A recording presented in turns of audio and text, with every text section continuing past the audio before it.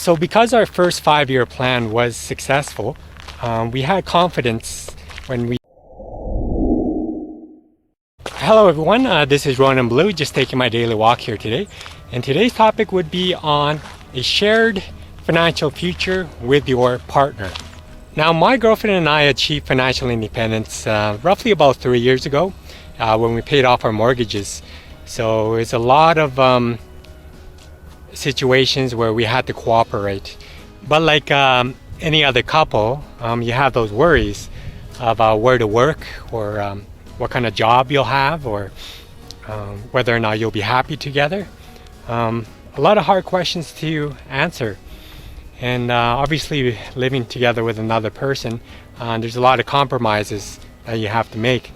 But as a couple, there's certain things that you can achieve that's a lot more powerful. But we definitely went through a lot of experimentation, and we tried a whole bunch of different options.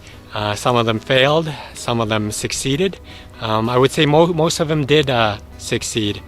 But everything was up for debate, and it was fun having to climb those steps.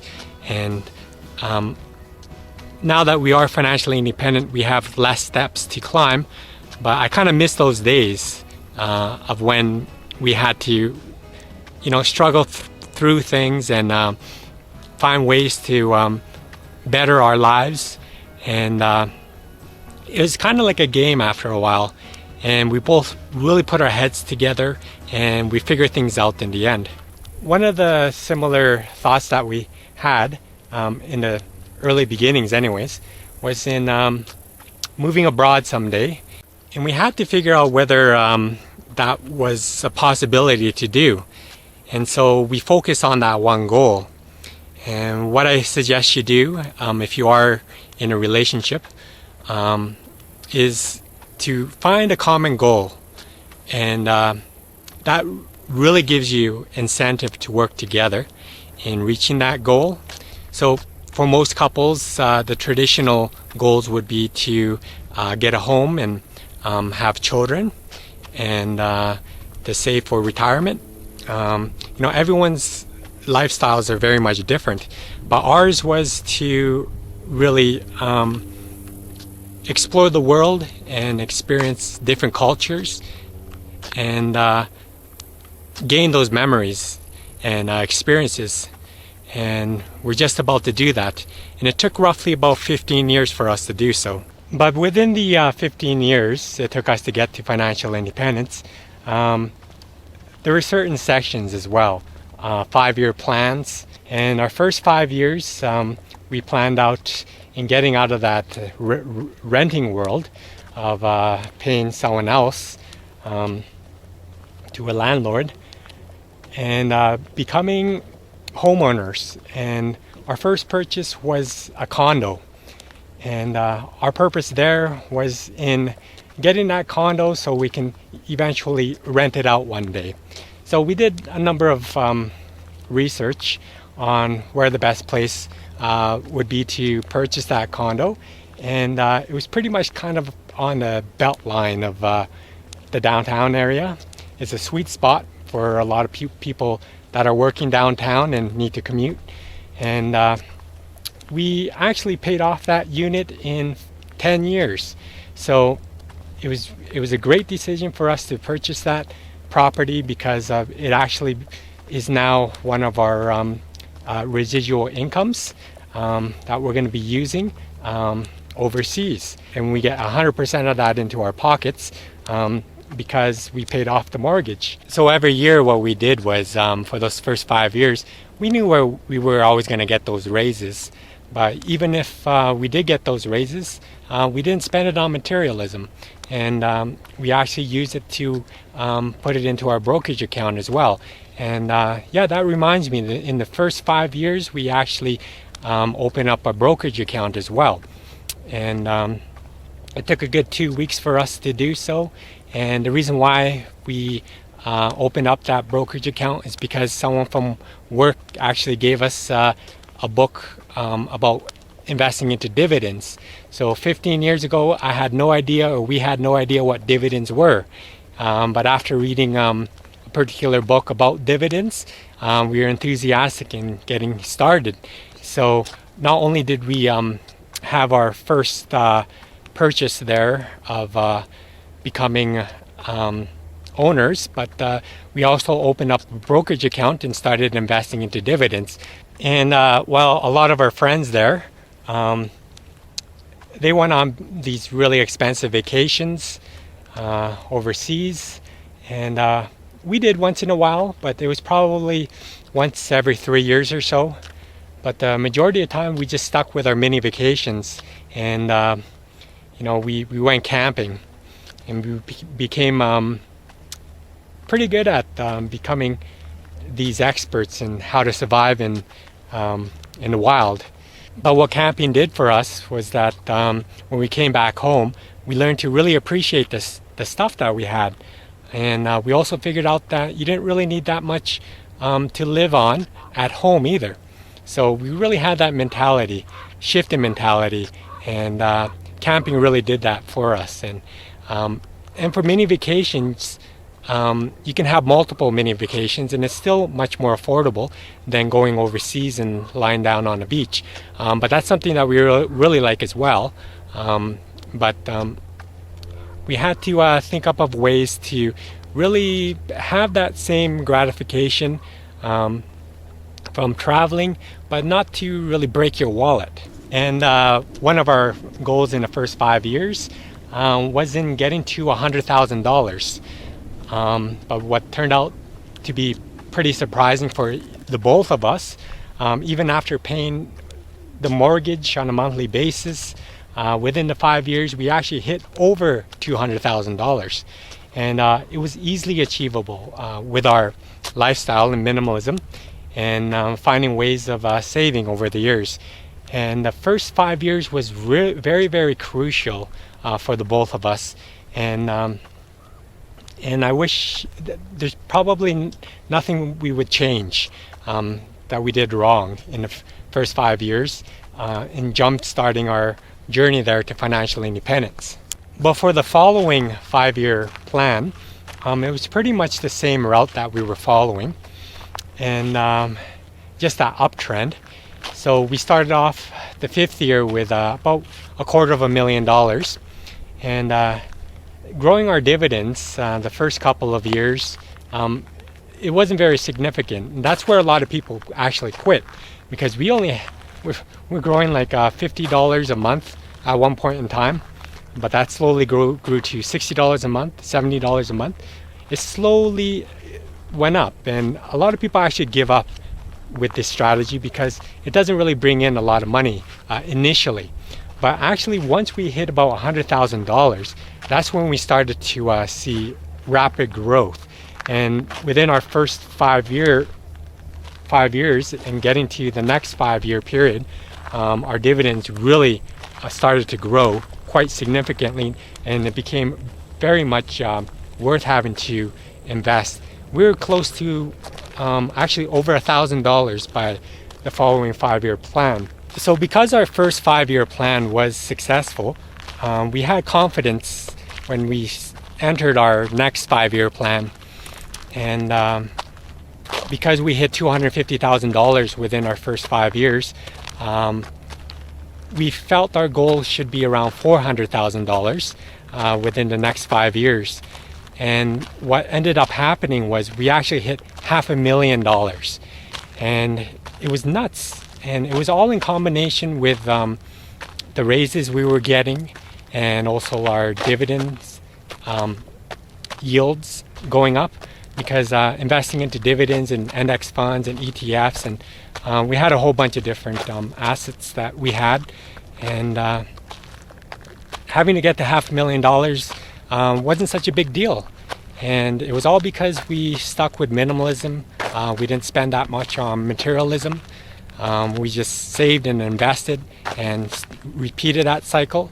It was actually in the second 5-year plan that my girlfriend actually lost her job at one point in time, and it took a good 6 months for her to find her next job. It was actually back at the same company again, but interesting enough. But during that time period, we were pretty relaxed.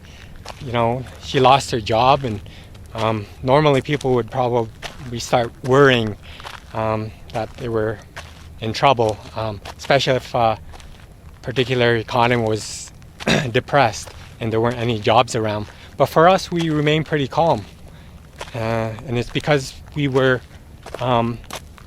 had so much savings and so much income from both our dividends and other assets that we didn't really have too many worries about our finances.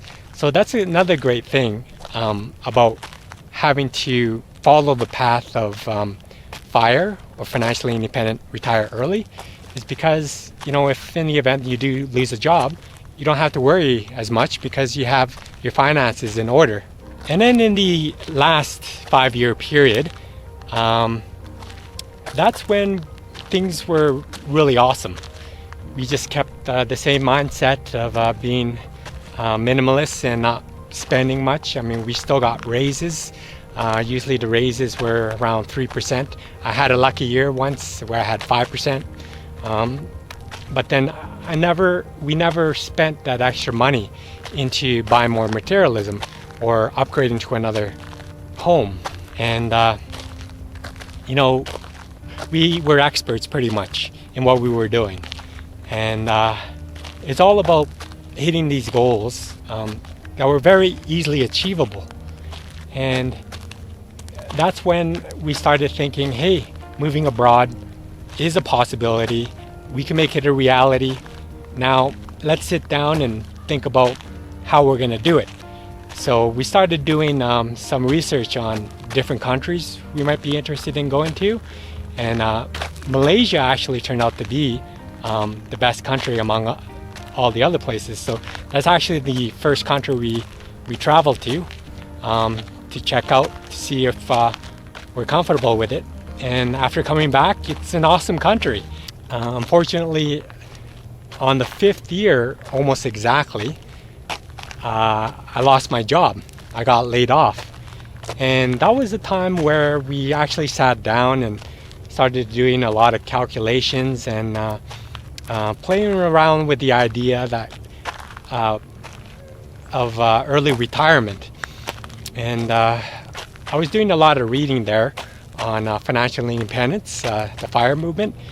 And it turned out that after doing all the calculations, like 25 times your annual expenses and living off 4% of that lump sum, it was very much possible. We were well over that mark, and we were able to really realistically think about early retirement. But we sat down with each other and thought, you know what? I think it would be just better just to pay off our mortgages so we don't have to worry about those monthly expenses. And then from that perspective, we'll be able to get 100% of rental income, and as well as just having to pay no mortgages anymore and to be completely debt free. And we actually got to the point where we thought of paying off our car loan as well.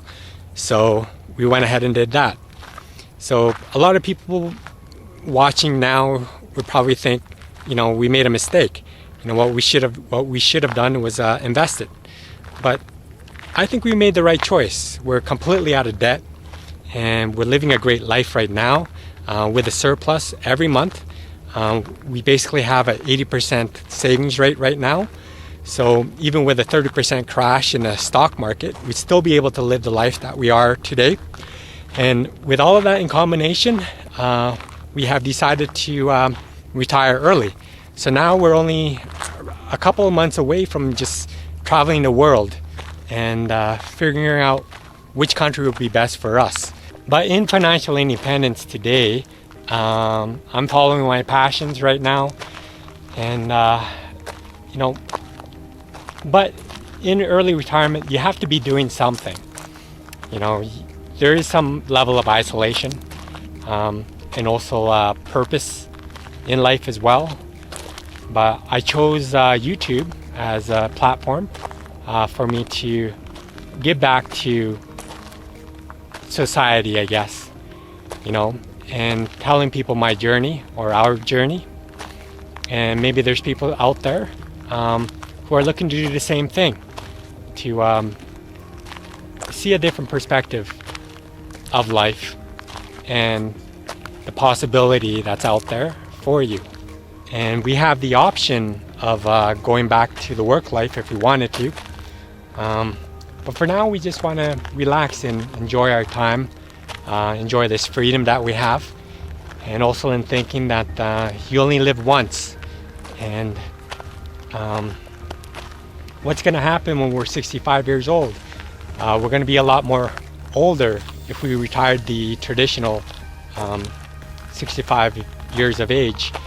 And we wanted to make sure our legs still worked in going to Nepal and climbing the mountain ranges there, or just having the energy to do more things in early retirement than compared to when we turn 65, when our bodies become a little weaker and we're unable to do the things that we would be able to do now.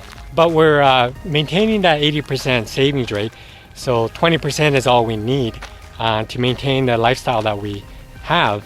And by living abroad, which in most cases is a lot more affordable than living here in North America, it actually just seals the agreement for our early retirement. So we'll be able to stretch our dollars even further overseas, especially in countries like Thailand or Malaysia or the Philippines or Indonesia or Latin America or some places in Europe. We haven't really decided just yet, so that's why it gives us the opportunity to travel to those countries, which we'll be doing very soon, to find where our next 5 years will be. And that feeling of the unknown is what we're looking forward to. You know, we don't want to really live in mediocrity, and we want to see different things and experience different things. So I think going abroad will most likely give us that feeling. So that's why we're doing it. Tell me what your goals would be with your partner. Maybe it might not be to travel abroad, but it might be for something else. I'd love to hear your stories. If you can comment in the comment section below. And if you like this vlog, please don't forget to give me a like, subscribe if you haven't already, and hit that notification bell for more of my coming content here. Thank you for watching my vlog. Be free, gain wealth, and travel far.